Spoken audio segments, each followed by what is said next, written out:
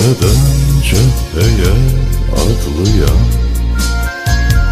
fedakar ey hekim kardeşim, sarı köksündeki yaranı Zəngerdi, silahdı, sirdaşı.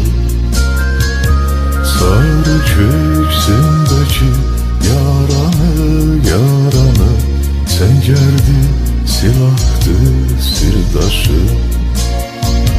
Şəfa ver əlinlə qəlbimə, gözlərin kədərlə dolmasın.